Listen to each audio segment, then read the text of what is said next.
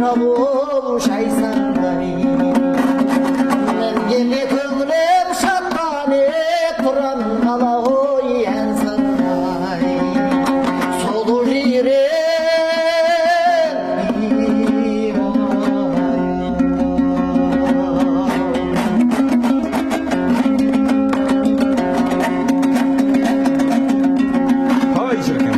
Мәнемен той деген бұл жирен шұбарақы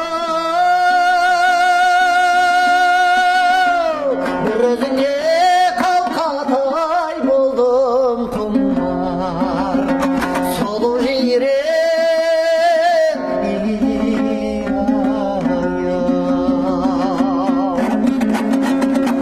жігіттің алған жару аяғы бұралып таусылықтай үйден шығар сұлу жирен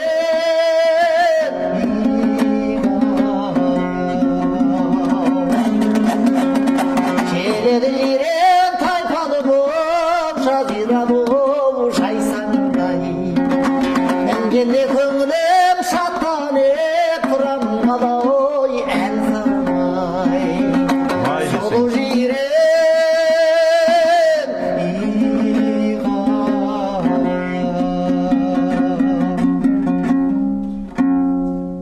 Ай бәрекелді. Тебіренсін мынау дала ұлабыз, дана қобыз жанымызды шырқиыр, шыңыраудан шырылдаған жыраңыз, бабалардан қалған мұра бір түйір.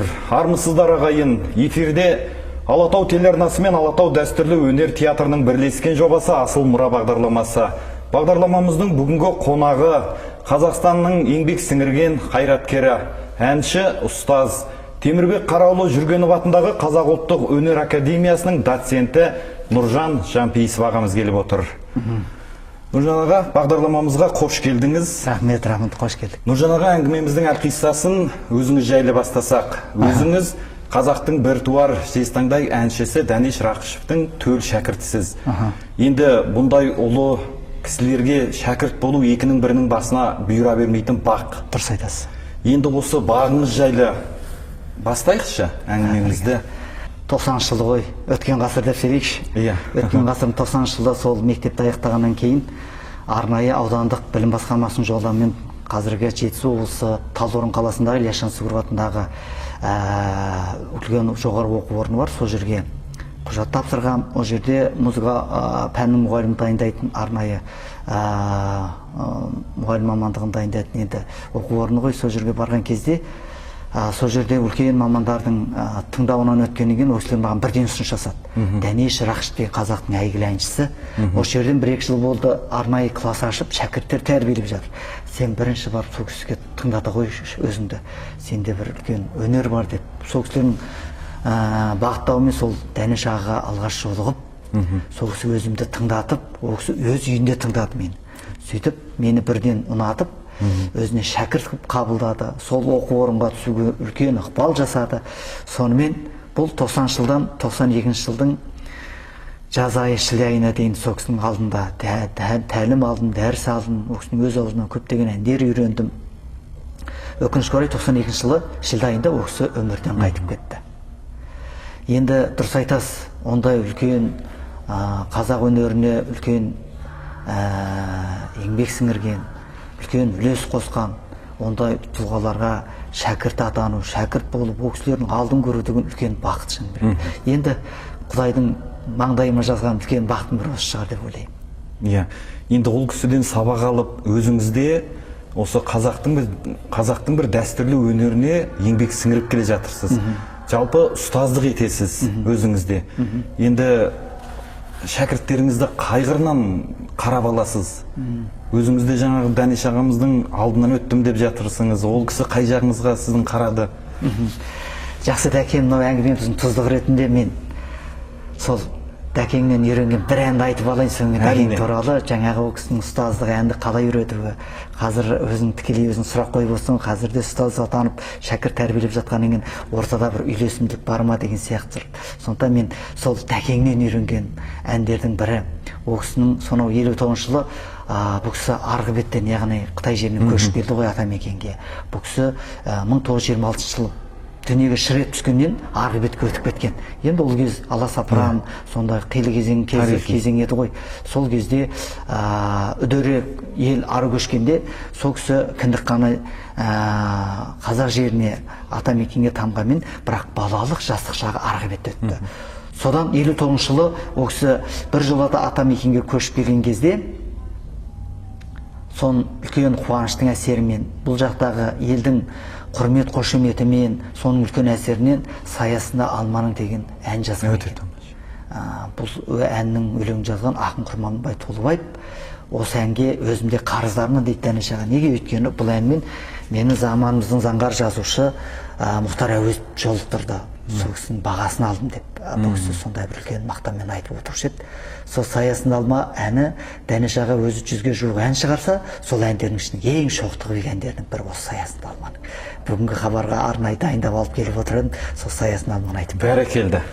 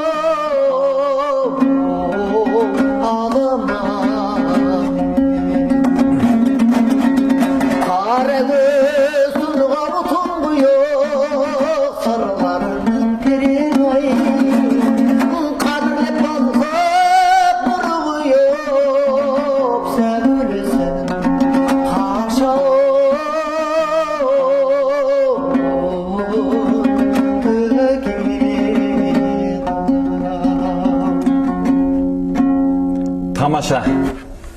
Қазақта бір сөз бар. Ұстазы жақсының ұстанымы жақсы деген.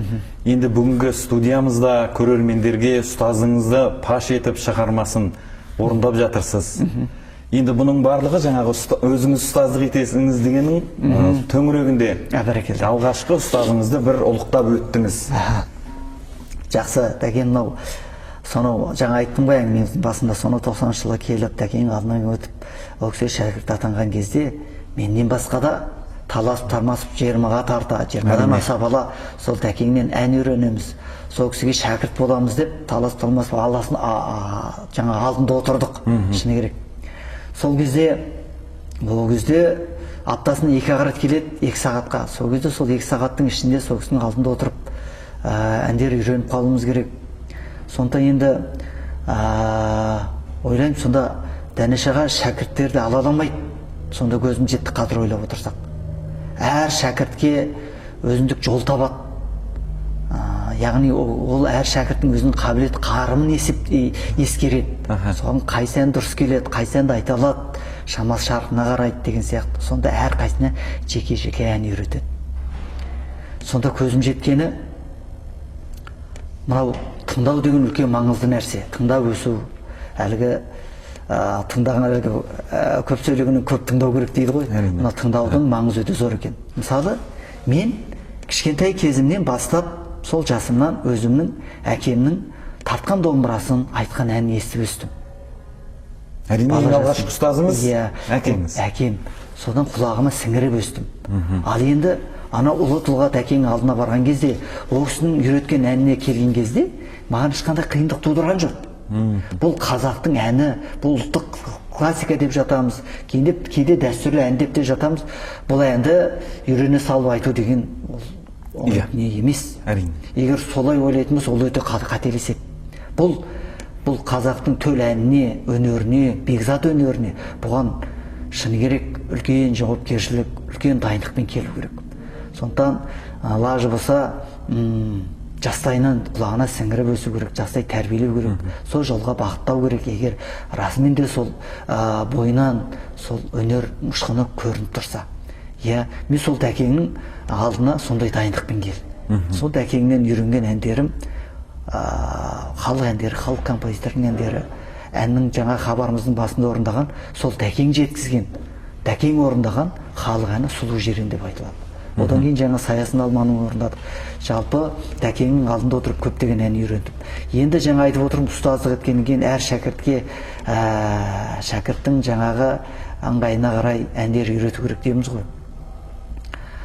Басыма келді. Әлгі әке көрген Оғжанар дейді, немесе ұяда не көрсе, ұшқанда соны іледі дейді. Сол сияқты біз не көрдік, яғни біз тәкеңнен қандай дүниені қалай алдық, біз солай үйретуіміз керек деп ойлаймын. Өйткені дәстүрдің сабақтастығы осында жатыр.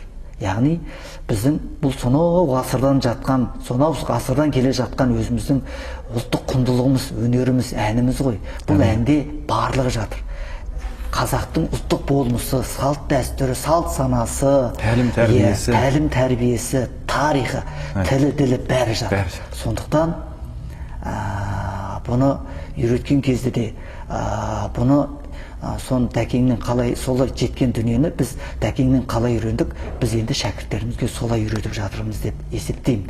Мен солай үйретіп жатырмын десем артық айтқандық емес. Яғни тәкең әр шәкіртке мысалы алдымызға біреу емес екеуі отыратын болса, әрқайсысына жеке-жеке ән үйретеміз. Бәріне бірдей ән үйретпейміз. Сонда бір ән үйреткен шәкірт, келесі тыңдап отқан шәкірт ол әнді міндетті түрде үйреніп алады. Жаңа өзіңізді айтып жатырсыз, бала кезден осы дәстүрлі әнді құлағыма сіңіріп өстім.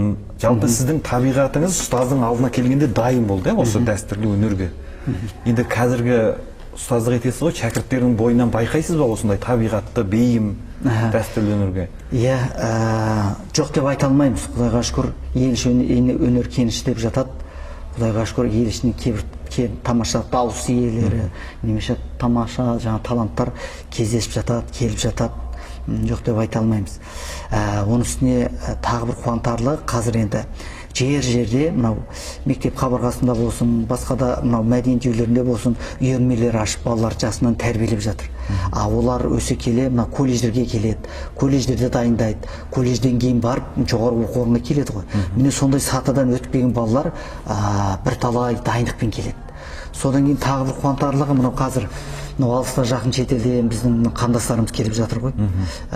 Жастар әсіресе талаптанып енді өмір жолымызды, жалпы өмірімізді енді осы атамекенмен байланыстырып өтсеміз деп бір жола көшіп келіп жатқан жастар болады.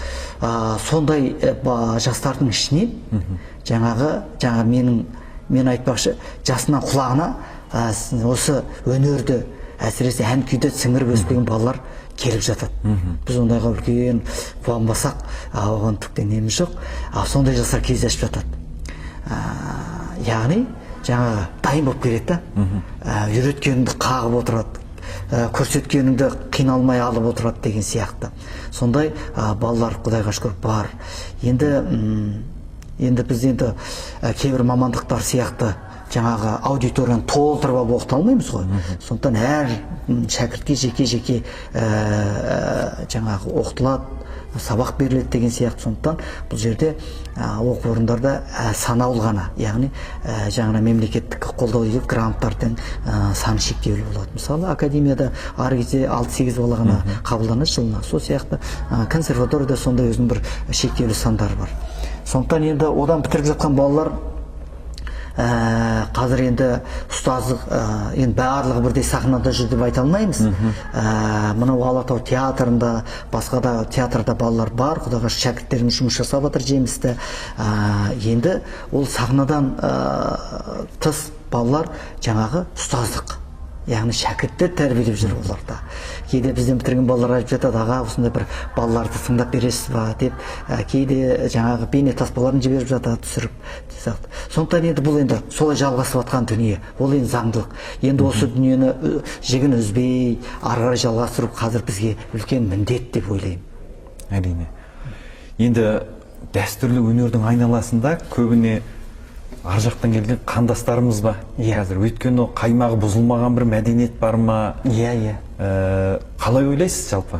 Қазір шәкірттердің 50-50 деп айтсам қателеспеймін. Өйткені жаңа мен ұстанып отқан мектеп, әзірет қазаққа ән өнерін жаңағы әр өңірдің орындаушылық мектептеріне қарай бөліп жарып айтып жатырмыз ғой. Ал енді сол тұрғыдан келетін болсақ, мен орындап жүрген мектеп, мен дәріптеп жүрген мектеп бұл Жетісу өңіріне тән, Жетісу өңіріне, яғни қазіргі мына Шығыс Түркістан деп жатамыз, Алтай Тарбағатай деп жатамыз, ол жақта да қамтылған Дәнеш мектебі.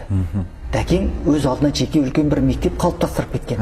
Яғни ол кісінің жеткізген әндері, шығарған әндерінің барлығы өзіндік бір қолтаңбасы айшықталған, ырғақ, ерімі бөлек әндер.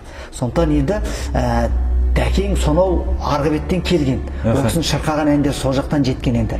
Ал енді сол жақта шырқаған әндерді естіп өскен жастар бұл жаққа келгенде арна іздеп келетін шәкірттер бар, Құдайға шүкір. Арна іздеп келіп, дәріс алып, шәкірт атанып сөйтіп жатқан балалар бар, Құдайға шүкір, жастар. Оның сыртында енді өзіміздің де елден жерден арнайы кейде жолықтырып жатамыз, ел ішінде жүргеннен кейін кездестіреміз ғой. Сондайды арнайы шақыртып оқытып жатқан балалар да бар. Енді бағдарламамызды әнмен әрлей отырайық. Жаңа өзіңіз айтып қалдыңыз, Дәнеш ағамыз өмірінің соңғы жылдарында ұстаздың көрдім деп. Енді осы соңғы жылдардағы шығармаларынан бар ма сізге үйретіп кеткен? Әрине. Дәкең өзі соңғы шығарған әндерін әлі таспаға жаза қоймаған, сондай әндерден бастап үйрететін. Жазылған дүниесін өзің үйреніп аларсың, нотаға түскені бар, оны өзің үйреніп аларсың деп. Сол соңғы шығарған әндерінің бірі Жан жақтағы бауырлар деген әні бар. Бұл әннің өлеңін жазған ақын Ораз ақын Асқар.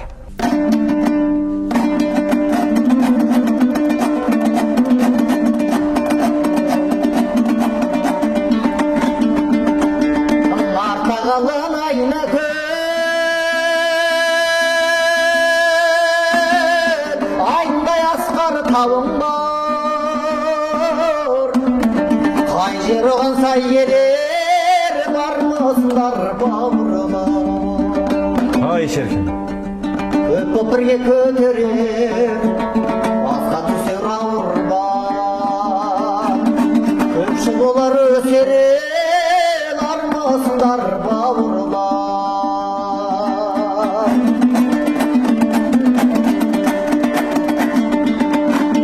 Ел бұрышай өтелер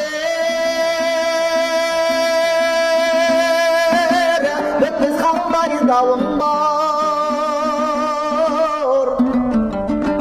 Қана болған өтене бана болмас бауырлар. Бірің асу бірің бер алыстағы бауырлар.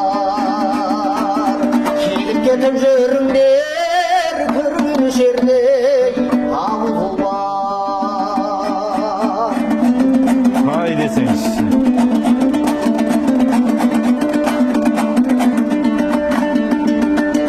Елім жерім қайда деп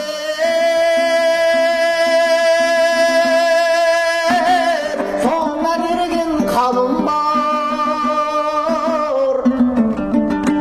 Көздеме тек пайдаңды ойлаңдар бауырлар.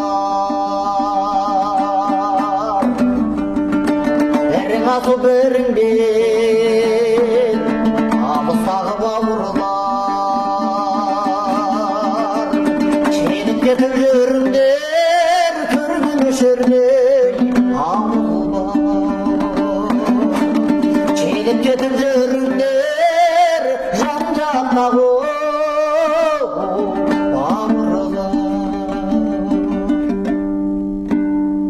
Ой бәрекелді. Ұстазыңыздың осындай бір бүгінгі таңдағы нағыз бір керек дүние секілді. Әрине, әрине. Енді қандай іс болмасын, оның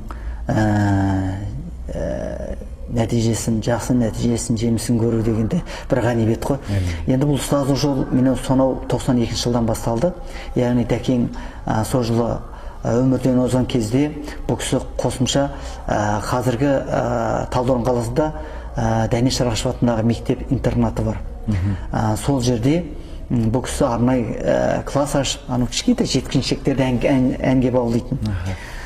Сол тәкең қайтыс болғаннан кейін сол мектептің сол кездегі басшысы Райфа Қадырқызы Дүйсенбенова деген үлкен апайымыз сол арнай шақырып алып, Дәнеш ағамыздың орнын жоқтатпауымыз керек.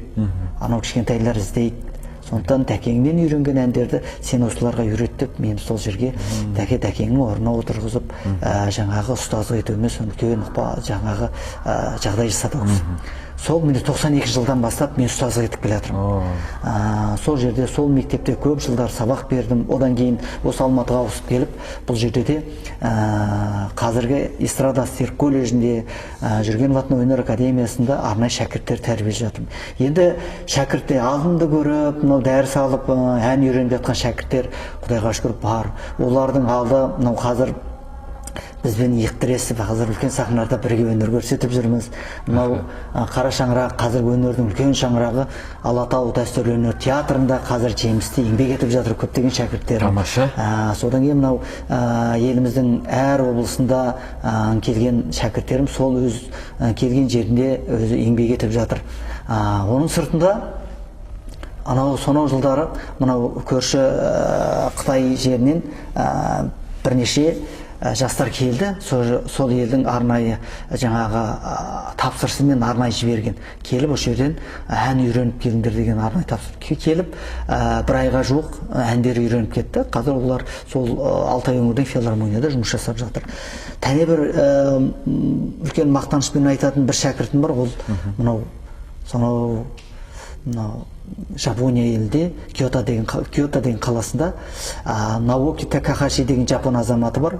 Сонау 2006 жылы осы жапон орталығы арқылы хабарласып келіп, менен 1,5 жыл сабақ алып кетті. Кәдімгі күншығыс елінен. Иә, күншығыс елінен, сол жапонның таза азаматы. Сол 1,5 жылдың ішінде менен 80-ге жуық осы қазақтың төл халық әндері, халық композиторының әндерін, менің репертуарымда қандай әндер бар, біраз әндер үйреніп кетті. Қазір енді әлеуметтік желі арқылы хабарласып, хат жазып тұрамыз. Ол сол үйренген әндерін сол жапон елінде кәдімгі тұрақты насихаттап тұрады. Арнай фестивальдеріне қатысып деген сияқты. Қазір әлеуметтік желдің жақсы болды ғой, не істеп не ойға атқан көріп жүреміз. Қазір әлеуметтік желіде әзір Facebook парақшасында арнай парақшасы бар. Сол жерде осы үйренген әндерінің бәрін салып отырады. Ол да бір өзінше насихаттап жатыр десек болады. Бәрекелді, қазақ өнерін сонау күншығыс еліне насихаттап жатыр. Ол да бір үлкен жетістік қой. Әрине, мен үшін үлкен жетістік. Қуанарлы жағдай, кейде мақтанышпен айтып жатамын. Енді қазақтың айналып келгенде сол қазақтың сонау өнері кейінгіге бізге қалай жетті, солай жеткісі екен, лайықты жеткісі екен, өзінің деңгейінде, өз биігінде жеткісі екен деген біздің де тіршілігіміз ғой. енді осы бір дәстүрлі өнерді одан әрі нығайтуда, дәріптеуде бір кетіп жатқан олқылықтар, кем тұстары бар ма? Ойыңызды білсек. Жақсы, енді бұл өнерді біз тұрақты түрде, жүйелі түрде насихаттауымыз керек. Өйткені бұл өзіміздің ұлттық құндылығымыз. Енді ұлттық құндылықты насихаттамасаң, оны қорғамасаң, оны қолдамасаң, онда ұлттық құндылық кеткеннен кейін ұлттан не қалар, не қайыр дейді ғой. Өте дұрыс айтасыз. Ұлт азбасын. Ұлт азбас үшін, ұлттық жаңағы болмысты бұзбас үшін осындай ұлттық құндылықтарды сақтауымыз керек, ұлттық өнерді үлкен дәріптеуіміз керек, насихаттауымыз керек деп ойлаймын. Осы жолда енді кішкентай теңізге тамған тамшыдай болса да үлес қоссақ, біздің де арманымыз орындалды деп есептеймін. Енді сол жолда біз қазір енді тістей қатып жұмыс жасап жатырмыз ғой. Құдайға шүкір, осы қазақтың қара домбырасын қолымыздан тастамай жүрміз, қайда жүрсек те. Әйтеуір шақырған жерде мүмкіндігінше қалмауға тырысамыз. Енді сіздерге рахмет, мына бағдарламаның аясында осындай шақырып, бізге сондай мүмкіндік жасап жатқаныңызға. Енді осындай бағдарламалар көп болса, әсіресе насихатта, Құдайға шүкір, бізде телеарналар көп қой, бірақ менде кейде қарным ашатыны, күндіз-түні біз енді оны жоққа шығармаймыз. Енді мынау эстрада өнерін күні-түні қойып қоятын телеарналар бар енді, бірақ енді оларда қалай деймін, енді олардың өзінің бағыты сондай шығар, бірақ дегенмен де мына ұлтқа жан ашитын, мемлекеттің болашағына сондай бір жанашырлық танытатын болса, осы ұлттық құндылыққа үлкен мән беру керек деп есептеймін. Әсіресе телеарналарда осындай бағдарламалар, осындай бағдарламалардың әртүрлі форматта жасауға болады ғой. Содан кейін тағы бір мән беретін жағдай, бұндай бағдарламаларға әсіресе ұлттық құндылықтарды насихаттайтын, ұлттық өнерді насихаттайтын бағдарламалар сапасына үлкен мән беру керек деп есептеймін. Өте дұрыс айтасыз. Оның дыбыс сапасы, жалпы түсірілімнің сапасына үлкен мән беру керек деп, мүмкіндігінше қолдау көрсету керек деймін, қолдау керек деп есептеймін, мемлекет тарапынан әсіресе. Енді оның сыртында тағы да бір насихаты, енді мынау қазір көліктерде бізде радио желісі бар, қазір қарасаң неше түрлі радиолар бар. Күні түні 24 сағат жаңа шетелде музыкасы мен эстрада музыкасын дәріптейтін. Оның сыртында мен таңғаларым классика радиосы бар. 24 сағат болмаса да 12 сағат кілең тек қана классика беріп отырады. Иә. Жаңағы эстраданы айтпай қойын. Ол эстрадаға біздің қазақ радиосы да қосылып кетті, Шалқар радиосымен ара-тұра әйтеуір оларда беріп тұрады. Иә. Менің арманым, Құдайға шүкір, біздің мұрағатта, біздің архивте жатыр, алтын қорда. Небір әндер, небір күйлер, небір тамаша дауыстар, небір тамаша таланттардың орындаған дүниесі. Солар неге сөйтіп шаң басып жату керек? Неге соны радио арқылы күні түні 24 сағат беріп қойса, берсе де артық емес. Енді радио ашылып жатыр ғой. Мысалы, Мейрамбек бауырымыз Аспан радиосы дейді ма? Радио ашты ғой. Енді ол бесеннен белгілі, ол кейінгі осы біздің эстрада музыкасы, эстрада қазақ жастарын дәріптейтін жарайды, дұрыс.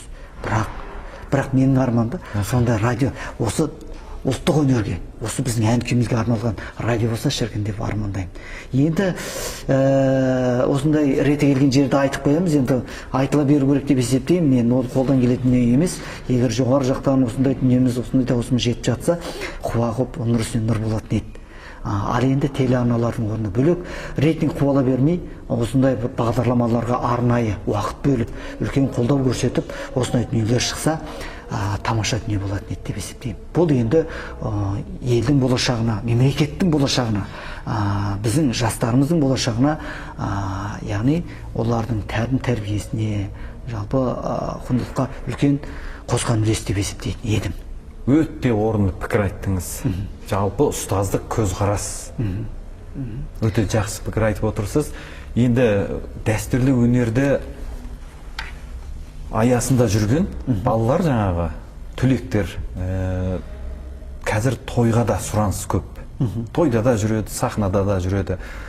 Енді жалпы дәріптелуі көпшілік жиналған орында да бұрынғыдай емес, дәстүрлі өнерге кішкене сұраныс бар сияқты. Енді алайда сахна мен тойдың ортасы қалай өзі тастардың? Жермен көктей ғой, сахнаға өте қасиетті киелі орын. Сахнаға шығып көр, оны өнерпаз, әрбір өнерпаз сезінеді. Ал енді тойдың атмосферасы дейміз ғой, тойдың бүлігі ол. Кейде енді шақырылған жерге бізде барамыз, той томалақта боламыз, кейде арнайы шақыртып алдыртып жатады, кейде бір ағайын ел жұрттың ортасында боламыз, әнімізді айтамыз, Құдайға шүкір. Енді қандай болмасын, енді қандай той томалақ болсын, қандай бір жиын болмасын, әйтеуір қазақтың әні орындалса екен деп ойлаймыз. Біздің де арманымыз ғой, кез келсе айтып та жатамыз. Бірақ мына фонограмма деген дүние осы өнерпазды да өнерді де кішкене өшіреді де, кішкене кері әсерін береді деп ойлаймын. Сондықтан жастарыма айтарым, көп фонограмма егартпау керек. Шын талант кез келген жерде айту керек. Ол енді техниканың аты техника. Кейбір жерде микрофон дұрыс болады, кейде бұрыс болады дегендей, бірақ оған мән бермеу керек. Кез келемі айту керек. Мен оны көптеген өнерпазға жолыққам, аппарат дұрыс емес екен айтпаймын деген сияқты. Немесе тыңдаушы аз екен айтпаймын деген сияқты болмайды. Ондай өнерге ондай көзқарас болмау керек. Бір адам отырса, оның өзі мыңға татитын тыңдаушы болуы мүмкін. Сондықтан тыңдайын деген тыңдаушы болатын болса, мен жалықпаймын. Тыңдар құлақ айтқанға не жетсін, тыңдар құлақ болса дейсіз ғой. Сондықтан енді тыңдайтын болса айтуға дайынбыз біз. Бұл дәстүрлі өнер несімен құнды деген кезде, енді жаңа эстрада жанрын айтып жатырсыз ғой, енді ол жерде бір жазып қояды да, одан кейін сөзіне де мән бермейді. Жалпы, ал мына дәстүрлі өнерде үнемі дайындықта, шыңдауда, дауыс жағынан, сөз жағынан ұмытып қалмау, жаңағыдай есте сақтау қабілет, жалпы адамның... Дәкен, дұрыс айтасың. Мен мысалы ұстаздық етем, бізде ән қоры деген менде сабақ бар. Алдында отырған, ол енді топтық сабақ, алдында отырған бала жылдың аяғына дейін бір курста 100 ән тапсыру керек маған. Тапсырма сондай? Тапсырады. Өйткені енді ол 4 жыл колледжде оқып келді, 3 жыл жаңа жоғары оқу орнында оқыды енді, 7-8 жыл деген аз жыл емес қой, ізденген адамға.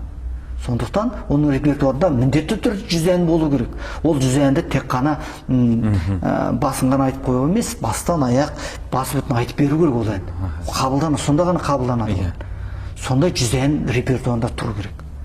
Терме толғауы бола ма, жыр дастаны бола ма, әні бола ма, қара өлеңі бола ма, бәрі түгендеп аламыз 100 ән. Енді қара. Нағыз өнерпаз солай болу керек. Оның сыртында, мысалы менің өзім айтайын, радионың қорында менің 130 әнім бар. Радионың қорында. Ал өзім және дайындап отқан қанша әнім бар. Жазайын деп отқан дүнием бар. Енді қазіргі жастарға құлақ қағысып айтарым. Қазір мүмкіндік жетіп артылып, іздену керек, жатпай тұрмай сол әндерді жазу керек. Ол сен әзір мені тыңдамайды деген емес, жазып дүниені соны қаттау керек.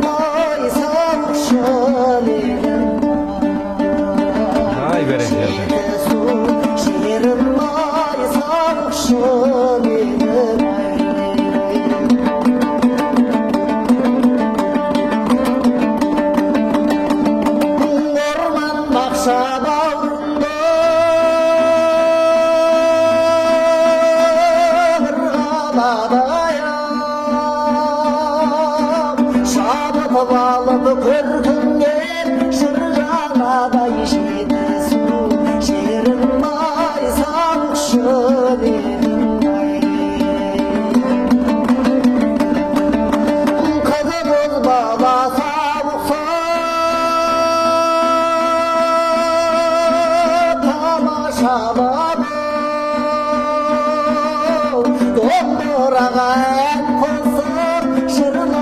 тадай жетісу жерім ай сағықшы дедім ай жетісу жерім ай сағықшы дедім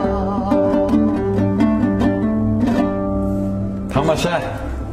Кез келген халықтың мәдениеті мен өнері өркендесе, сол жолда ұлт болып ұйысып, ұрпақ болып күш салса, сол елдің рухы жоғары, келешегі кемел болмақ. Асыл мұраларымызды қадірлейік ағайын.